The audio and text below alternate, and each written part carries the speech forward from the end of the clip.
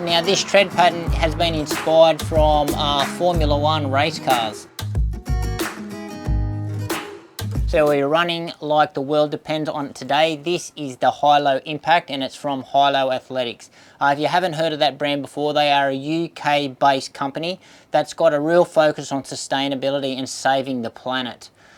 So the impact here, they say it's going to be a perfect balance of responsiveness and cushioning.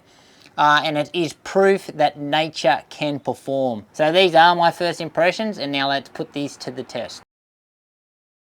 So it's a neutral daily trainer. So price point it's going to come in at is £150, $165 in the US. I think that's going to equate to about $250, $260 here in Australia. So that is pretty good. Now weight-wise, it's coming under that magical 10-ounce mark, so 280 grams or 9.8 ounces in your size 9. So pretty happy with the weight there.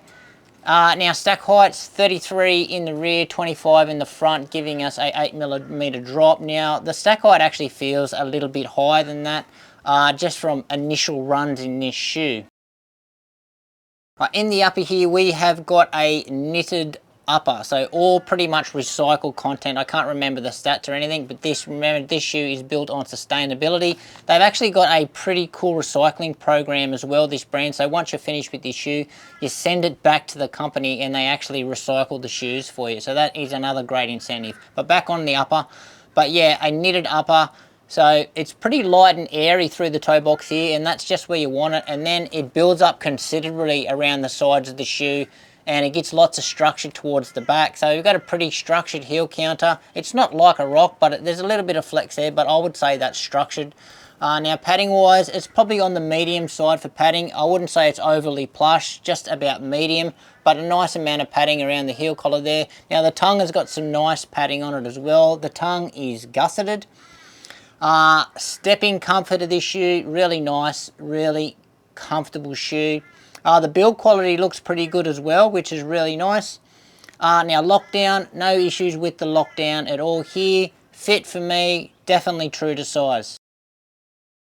And in our midsole here, they have got a full slab of their nitrogen injected supercritical foam, and that's called their Hyperbolt. So yeah, this shoe, obviously no plate in this one. Very flexible shoe. Twist test going very, very flexible shoe. Geometry wise, they've got a slight forefoot rocker here, not overly aggressive, and that's called Pure Glide, their Pure Glide technology. So that takes any slappiness out of the ride. But yeah, overall this foam, really, really soft, really flexible, very, very natural feeling on the foot. And in our outsole here, we've got one of the coolest looking outsoles I think I've ever seen on a shoe. They've just got, it's pretty much all exposed foam, but then they've just got these rubber pods that run up and down the shoe. Now this tread pattern has been inspired from Formula 1 race cars. So the grip, the actual rubber itself, it's not slick, but it's got these really, really fine grooves in it. But I've actually found it to be really grippy. So even in the greasy conditions, this one has performed pretty well in the wet. So I think the concept what they've got going here is working well for them. But yeah, such a cool looking outsole. I think this rubber is really going to last. It sort of reminds me of the Continental rubber that Adidas used. But yeah, you can see this tread pattern though, it still allows this shoe to be super flexible. So when you hit the ground and then you do your pronation, there is no, this outsole does not restrict you whatsoever. Your foot can just pronate into the foot strike. So yeah, outsole really complements the ride here. And in the ride, so as I mentioned before, this foam is soft. So really soft, squishy, cloud-like. It's very mushy. So it's one of the softest foams that I think I've tested in recent times. And I think that's got a fair bit to do with the hot summer conditions here in Australia. So I think that this foam will feel certainly different in those colder climates around the world. But yeah, but very, very soft, very natural through the foot strike. So it's got, for me, New Balance Rebel vibes. So the V2 and also the V4, just how you feel really natural through your foot strike. It doesn't feel as responsive or as snappy as the Rebel. It's sort of like a laid-back version of that ride. So yeah, I don't find the shoe overly responsive, but then again, with all that softness and squish, I don't find it sluggish at all. Yeah, again, with the softness, I don't find it unstable at all. I think it's got a nice wide platform there just to fix any instability up.